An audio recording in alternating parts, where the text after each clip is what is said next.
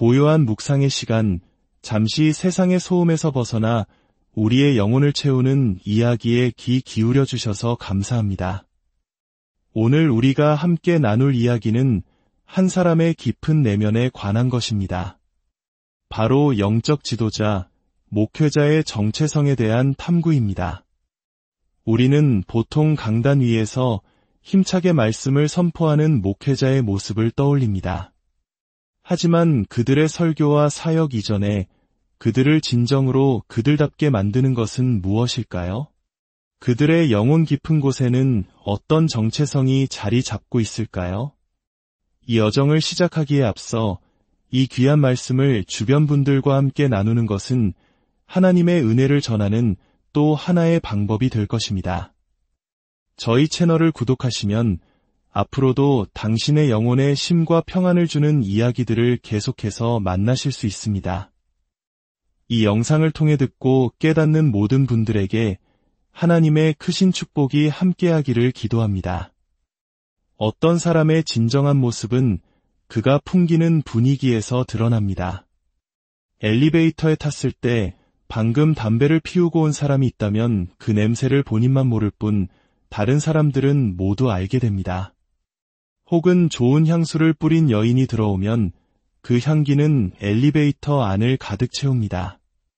정작 본인은 그 향기를 의식하지 못할지라도 말입니다. 목회자의 정체성도 이와 같습니다. 그것은 숨길 수 없는 향기처럼 그가 하는 모든 말과 행동, 사역 전체에 스며들어 성도들에게 전달됩니다. 많은 이들이 설교자를 십자가 뒤에 숨겨주소서라고 기도하지만 하나님께서는 종종 우리의 본 모습을 더욱 선명하게 드러내시는 방식으로 그 기도에 응답하십니다. 결국 가장 중요한 것은 무엇을 하는가가 아니라 어떤 존재인가 하는 것입니다. 오늘 우리는 사도 바울의 가르침을 통해 한 명의 목회자가 가져야 할 4가지 핵심적인 정체성을 깊이 들여다보고자 합니다. 첫째, 목회자는 그리스도 안에 있는 사람입니다. 그리스도 안에 있다는 말은 사도 바울이 자신과 성도들을 설명하는 가장 핵심적인 표현이었습니다. 이것은 단순히 그리스도인이라는 명칭을 넘어서는 훨씬 더 깊고 본질적인 연합을 의미합니다. 마치 나뭇가지가 나무에 붙어있지 않으면 아무것도 아닌 것처럼 우리의 정체성이 온전히 그리스도께 뿌리내리고 있음을 뜻합니다. 한국적인 정서로 표현하자면 주님과의 완전한 일체감을 이루는 상태라고 할 수 있습니다.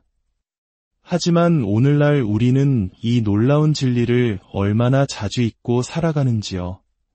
우리는 스스로를 그리스도 안에 있는 사람으로 인식하기보다 다른 세상적인 타이틀로 자신을 정의하려 할 때가 많습니다. 사도 바울에게 이 정체성은 다메섹 도상에서의 체험으로부터 시작되었습니다. 예수님께서는 교회를 박해하던 사울에게 사울아, 사울아, 내가 어찌하여 나를 박해하느냐라고 물으셨습니다.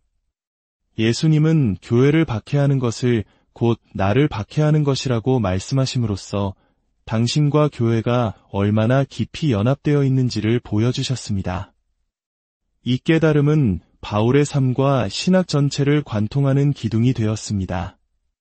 이러한 정체성을 가질 때 목회자가 겪는 고난의 의미는 완전히 달라집니다. 그것은 더 이상 개인적인 시련이나 불행이 아닙니다. 골로새서 1장에서 바울이 말한 것처럼 그리스도의 남은 고난을 그의 몸된 교회를 위하여 내 육체에 채우는 거룩한 과정이 되는 것입니다. 죽음이 우리 안에서 역사할 때 생명이 다른 이들 안에서 역사하게 됩니다. 이것이 바로 그리스도 안에 있는 사람으로서 사역의 신비를 감당하는 길입니다. 거울 앞에 설 때마다 스스로에게 물어보십시오. 나는 그리스도 안에 있는 사람인가? 이 질문이야말로 우리의 모든 사역을 지탱하는 가장 단단한 반석이 될 것입니다. 둘째, 목회자는 하나님의 종입니다. 종이라는 단어는 현대사회에서 부정적인 어감을 가질 수 있습니다. 그러나 성경에서 말하는 종은 강제된 노예가 아니라 사랑과 존경으로 인해 자발적으로 섬기는 존재를 의미합니다. 구약 율법에는 종으로 지내던 사람이 자유를 얻을 때가 되었음에도 내가 내 주인을 사랑하니 자유롭게 나가지 않겠습니다. 라고 고백하면 주인이 그의 귀를 문설주에 대고 송곳으로 뚫어 영원한 종의 표식을 남기는 의식이 있었습니다. 이것은 강압이 아닌 사랑에 기반한 영원한 헌신의 상징입니다. 귀가 뚫렸다는 것은 이제 오직 주인의 목소리만 듣고 순종하며 살겠다는 사랑의 서약입니다. 목회자는 바로 이처럼 그리스도를 사랑하기에 기꺼이 그분의 종이 된 사람입니다. 이러한 정체성은 우리를 사람들의 평가로부터 자유롭게 합니다. 우리의 진정한 주인은 오직 한 분, 예수 그리스도시기 때문입니다. 한국 문화 속에서 우리는 남의 눈치를 보며 살아가는 것에 익숙하지만 하나님의 종이라는 정체성은 우리를 그 모든 억압에서 해방시켜줍니다. 오직 주인의 인정만을 구하기에 우리는 담대하게 다른 사람들을 섬길 수 있습니다. 이 섬김의 궁극적인 모델은 바로 예수 그리스도 자신입니다. 이사야서에 예언된 고난받는 종의 모습처럼 그리고 빌립보서 2장에서 보여주신 것처럼 그분은 하나님과 동등됨을 취할 것으로 여기지 않으시고 오히려 자기를 비워 종의 형체를 가지셨습니다. 자기를 비움과 낮아짐은 섬김의 본질입니다. 사도 바울은 고린도후서 4장 5절에서 이렇게 고백합니다. 우리는 우리를 전파하는 것이 아니라 오직 그리스도 예수의 주되신 것과 또 예수를 위하여 우리가 너희의 종된 것을 전파함이라. 설교는 단순히 지식을 전달하는 행위가 아닙니다. 그것은 무릎 꿇는 마음으로 하나님의 백성을 향한 깊은 사랑으로 섬기는 행위 그 자체여야 합니다. 성도들은 설교자의 화려한 언변이 아니라 그 안에 깃든 겸손한 섬김의 영을 통해 하나님의 임재를 경험하게 될 것입니다. 셋째, 목회자는 하나님의 아들입니다. 우리가 하나님의 자녀, 특히 아들로 불리는 것은 단순히 성별을 의미하는 것이 아닙니다. 고대 사회에서 아들이 상속의 권리를 가졌던 것처럼 이것은 우리 모두가 하나님의 나라를 상속받을 존귀한 존재라는 의미를 담고 있습니다. 목회자는 먼저 자신이 하나님의 아들로서 누리는 이 놀라운 특권과 존엄성을 깊이 인식해야 합니다. 이 정체성은 교회를 바라보는 시각을 근본적으로 바꿉니다. 교회는 조직이나 기관이 아니라 하나님의 가족입니다. 목회자는 이 영적 가족 안에서 CEO나 관리자가 아니라 아버지 혹은 큰형과 같은 역할을 감당합니다. 이러한 가족 공동체 의식이 있을 때 교회 안의 관계는 진정으로 따뜻하고 생명력 넘치게 됩니다. 하나님의 아들이라는 정체성은 목회자에게 품위를 부여합니다. 여기서 말하는 품위는 교만하거나 권위적인 태도가 아닙니다. 그것은 하나님의 자녀라는 확신에서 오는 내면의 안정감과 존귀함입니다. 이 품위는 그의 언어, 행동, 사람을 대하는 방식, 심지어 설교하는 방식에서도 드러나야 합니다. 마치 왕의 아들이 그 신분에 걸맞게 행동하듯 목회자는 하나님의 자녀들을 대할 때 존중과 사랑이 담긴 품위 있는 태도를 지녀야 합니다. 덴마크의 철학자 키에르케고르는 이런 말을 했습니다. 한 아이에게 가장 큰 위험은 그의 아버지나 스승이 무신론자이거나 위선자인 것이 아니다. 가장 큰 위험은 그가 경건하고 하나님을 두려워하는 사람임에도 불구하고 그의 영혼 깊은 곳에 해결되지 않은 불안이 숨겨져 있는 것을 아이가 눈치채는 것이다. 그럴 때 아이는 하나님 아버지 자신도 무한한 사랑이 아니구나라는 끔찍한 결론에 이르게 된다. 이것은 목회자에게 매우 중요한 통찰을 줍니다. 성도들은 오랜 시간 동안 목회자의 설교를 통해 그의 목소리를 통해 하나님의 음성을 듣습니다. 만약 목회자의 내면이 불안과 두려움으로 가득 차 있다면 성도들은 무의식적으로 하나님을 불안하고 두려운 분으로 인식하게 될 수 있습니다. 그러므로 목회자가 하나님의 사랑받는 아들로서 평안과 기쁨을 누리는 것은 그 자신뿐만 아니라 온 교회가 하나님을 올바르게 경험하는 데 있어 결정적으로 중요합니다. 마지막 넷째, 목회자는 하나님의 사람입니다. 하나님의 사람이라는 칭호는 앞서 말한 세 가지 정체성을 모두 아우르는 종합적인 표현입니다.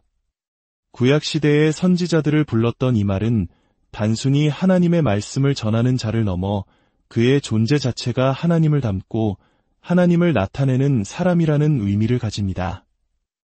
디모데전서와 디도서에서 바울이 제시하는 장로와 감독의 자격 요건들은 바로 이 하나님의 사람이 갖추어야 할 구체적인 모습들입니다.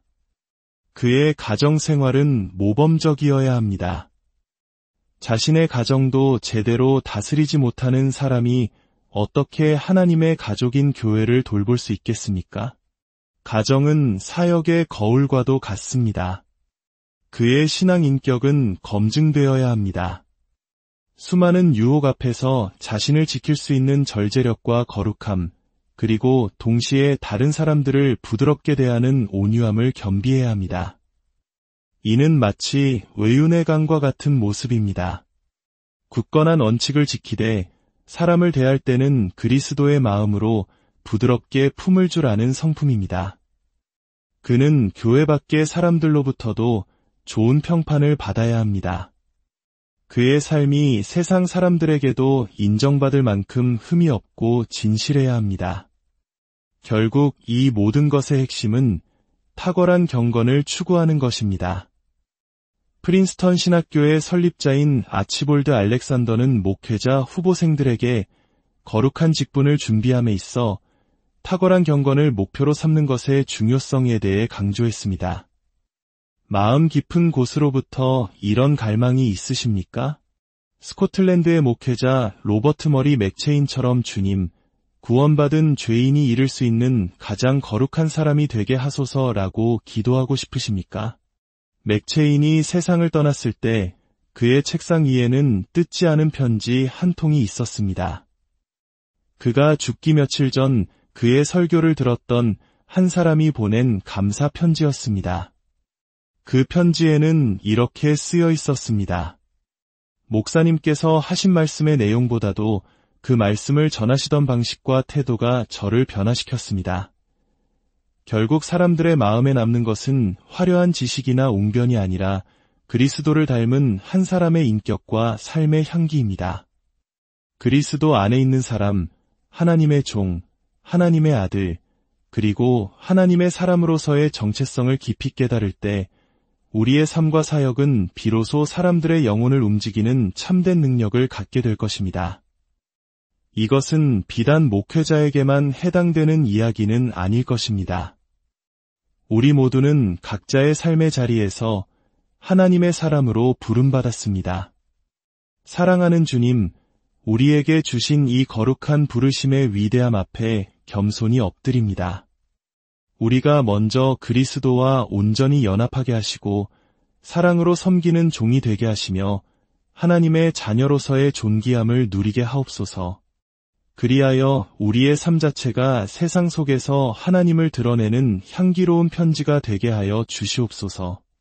이 말씀을 듣는 모든 이들의 삶 가운데 그리고 그들의 가정과 교회 공동체 안에 하나님의 놀라운 은혜와 평강이 강물처럼 흐르기를 우리 주 예수 그리스도의 이름으로 간절히 기도합니다.